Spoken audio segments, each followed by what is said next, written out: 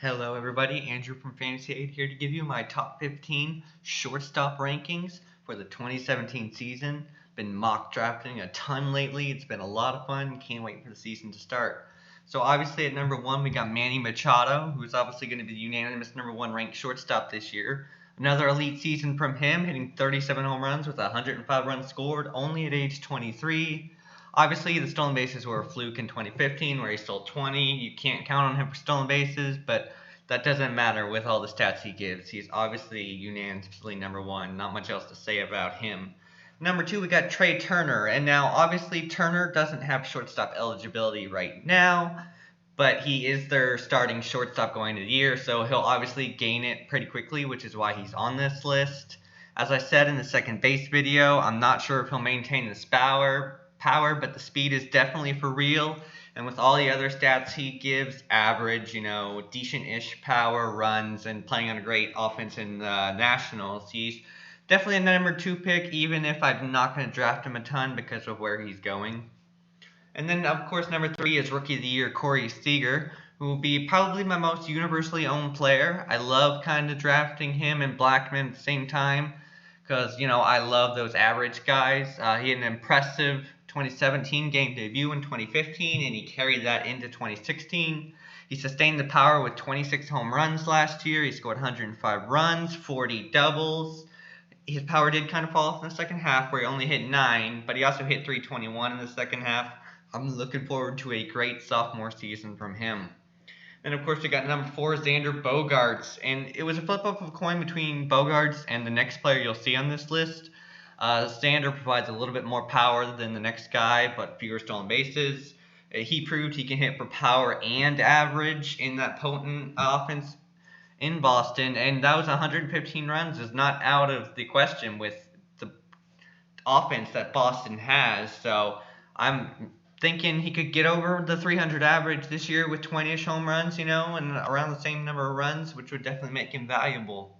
And why I said it's a flip of the coin between 4 and 5 is because Francisco Lindor, who had a great sophomore season, he wasn't able to sustain the power he showed in 2015, but I'm not sure anyone really expected to anyway. He had such a solid sophomore season, though. As I said, they're very similar players. Xander's going to give you more power. Lindor's going to give you a little bit more speed. And obviously the addition of Edwin Encarnacion really helps out Lindor, who is already in a great lineup. So I expect to see another great season from Lindor this year. And then at number 6, we got Carlos Correa. And he's kind of my Trea Turner caution story. He was going in the first round in the 2016 offseason after his amazing 99 games where he had 22 home runs with the Astros, which, is why he was drafted there. And he was only able to hit 20 homers this year in more games. So he hit less homers in more games. And this isn't all to say that Correa had a bad season. He had a very good season, 274 average, not bad, 20 homers, 96 RBIs, 13 stolen bases. That's a pretty good year. But it's just saying he's not first-round material. He didn't return the value where he drafted him, and that's kind of how I feel with Turner going in the first round.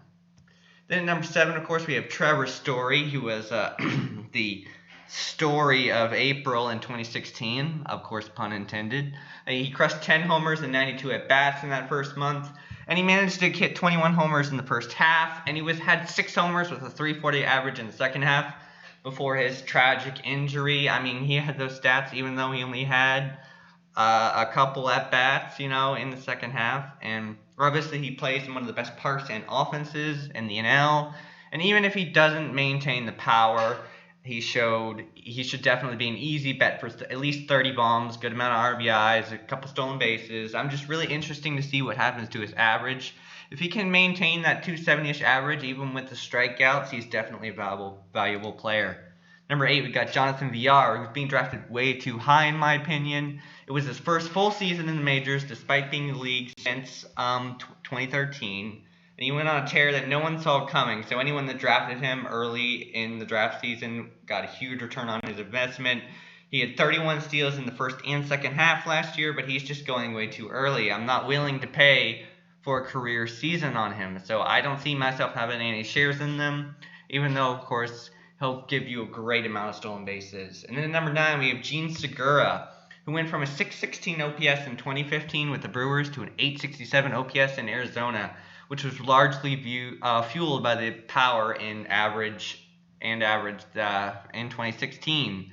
And I don't think he'll reach 20 homers in Seattle this season. Obviously, he was part of the Taijuan Walker deal, but he has showed double-digit power in the past. He hit 12 in 2013. So if he can hit 310 homers, 30 steals, it makes him a pretty good value where he's going in the drafts. I would much rather have him than Villar just simply because of where they're being drafted.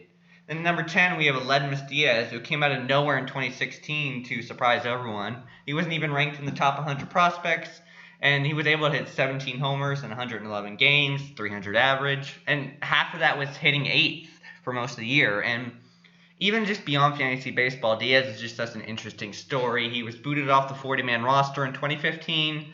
No team claimed him, so he passed through waivers. And then he went on a tear in the minors. And then injuries at shortstop forced the Cardinals to put him in their lineup in 2016. And he just kept rolling. And so I'm really excited to see what he can do with a full season near the top of the lineup, because obviously he is not going to be batting 8th this year. Then number 11, we have Addison Russell, who had a pretty good year. But of course, there were a few drawbacks. The average leaves a lot to be desired. And he only hit 25 doubles in 2016. But, even with those negatives, there's a ton of positives in what he did last year. He hit 21 homers, 95 RBIs, and that loaded Cubs offense, even with the drawback in his average. So if he can get that average up, say 260-ish, he could easily fight his way towards the middle of shortstop rankings at the end of the year. Then number 12, we have Tulowitzki, once the crown jewel of the shortstop position. You can definitely tell the injuries and age has taken a toll on him. His 131 games was the most he's played since 2011, when he played 143 with the Rockies. And his draft day price is heavily discounted because people are kind of scared off by him, which means he could have some value where he's drafted. But, of course, the injury concern is always there. He's going to his age 32 season. It's just, I would want a good young upside shortstop pick on your bench if you got someone like Tulo starting on your team. And of course, we've got number 13, Dansby Swanson. Obviously, he was part of the Shelby Miller deal way back, and he got a nice cup of coffee with the Braves in 2016 and performed pretty well. He should be solid because he'll play all season for them, and obviously the Braves lineup has improved some. I think he should easily hit 300, score 90 to 100 runs while providing 10-ish stolen bases. And when I'm mock drafting, he's usually my last shortstop if I wait that long in that position, because I don't feel too comfortable starting the guys that go after him.